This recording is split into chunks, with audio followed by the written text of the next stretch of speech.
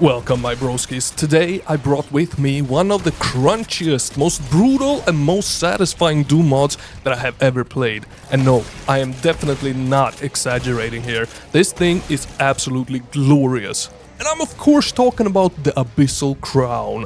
Let's get into it. I read, there are extremely high demonic life signatures detected all around you.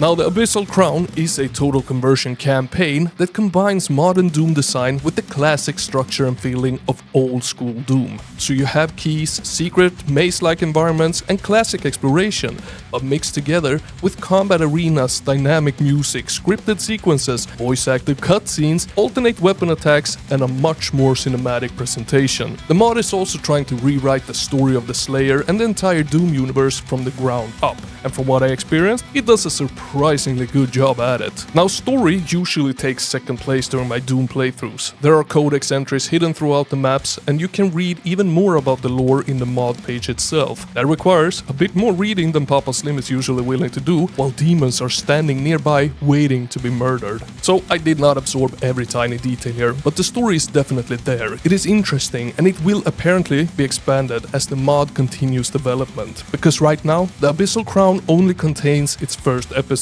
So why the hell am I already making a video about it? Because the first episode is insanely good and it takes hours to finish it. You begin inside a dark cave with absolutely nothing except your fists and your foot. No pistol, no shotgun, just pure violence. You start punching, kicking, slashing and smashing demons into pieces, and it immediately tells you exactly what kind of a mod this is going to be. It's fast, brutal, bloody and extremely satisfying. And speaking of slashing and bashing things into pieces, we have today's sponsor, so let's check that out. This video is sponsored by Zombie Waves, and seeing as most of you seem to enjoy shooting massive hordes of disgusting creatures, this one should be right up your alley. Now, Zombie Waves is a free-to-play 3D bullet heaven roguelite where every run is about building the most ridiculous zombie killing setup possible. As you collect energy stones, you choose between 3 random upgrades. You can freeze entire hordes, set them on fire, summon lightning,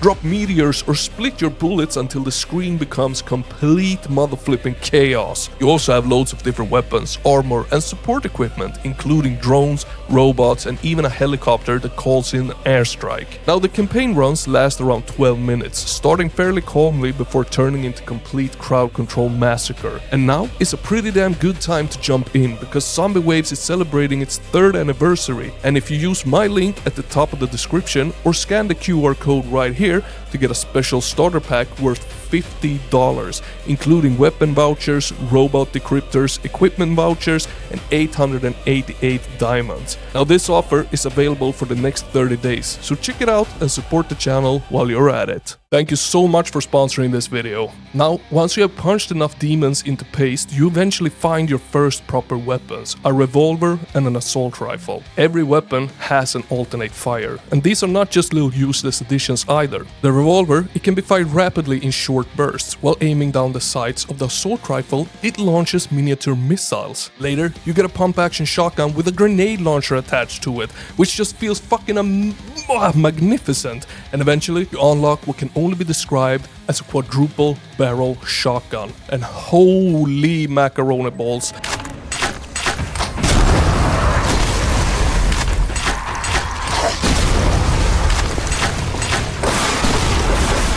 This might generally be the most powerful shotgun that I have ever fired in a video game ever. Every time you pull that trigger, the entire screen freaking explodes. Blood, fire, smoke, body parts, visual effects, everything just disappears. It looks incredible, although I actually told the developer that the effects might be slightly too intense. Sometimes it even becomes difficult to tell exactly where you fired or whether you even hit your enemy that you were aiming at. Now, don't get me wrong, I don't want them to completely tone it down, absolutely not, just slightly. And then lastly, we get a crossbow that, with its normal attack, can pierce an infinite amount of targets. It's fucking glorious.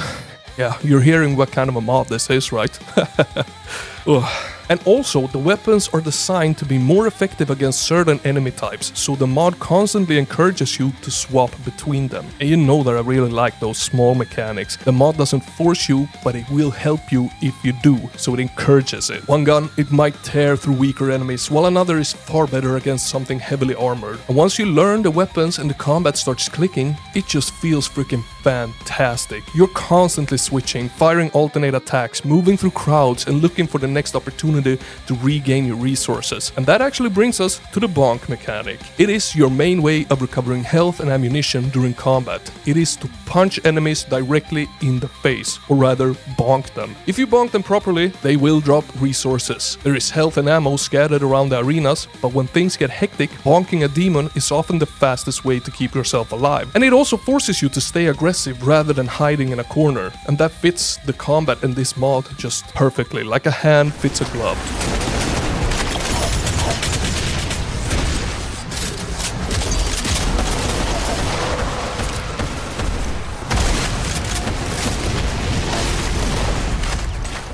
The opening map acts like almost a tutorial, gradually introducing the weapons, enemies, movement, mechanics, and overall structure, and from there things become much more intense, but you are also much better at it. You explore the maps, search for keys, solve a few light puzzles, and repeatedly get locked inside combat arenas filled with demons.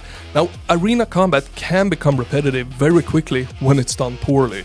Enter room, doors lock, kill everything, repeat. But the Abyssal Crown avoids that, because nearly every arena is completely different from the other. Different layouts, different enemy combinations, different environmental hazards, different ways of moving around and gathering resources. Some arenas, they're tight and claustrophobic.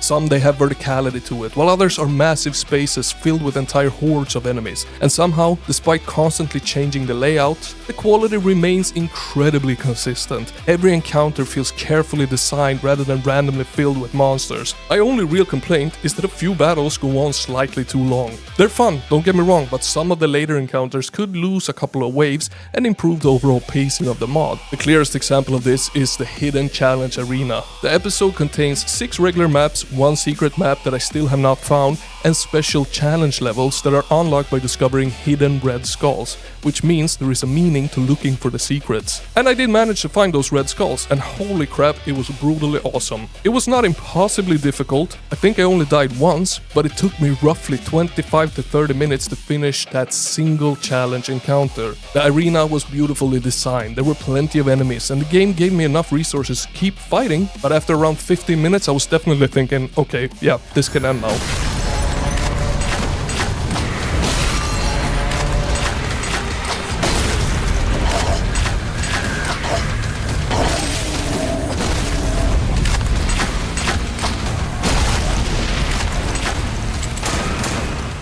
Now, the mod also uses plenty of brutal Doom assets, which helps deliver the crunchy, bloody feeling, but it does not simply feel like another brutal Doom map pack. There are so many original mechanics, enemies, weapons, scripted moments, and new designs that the Abyssal Crown quickly builds its own identity. Some of the enemies, they have been completely redesigned, while others are entirely new. The dynamic music also changes with the action, the cutscenes are fully voice acted, and there are several moments that genuinely made me stop and go, this is so fucking cool. One scene, it literally has you die, falling into the lava, and then return for revenge. But instead of simply fading to black and displaying a message saying that you survived, you actually watch and control your skeleton, rebuilding itself before coming back to life. It is completely over the top and it fits perfectly. So yeah, the weapons feel incredible, the arenas, they are creative, the music is fantastic, and the sheer amount of blood, destruction and demonic carnage is beautiful.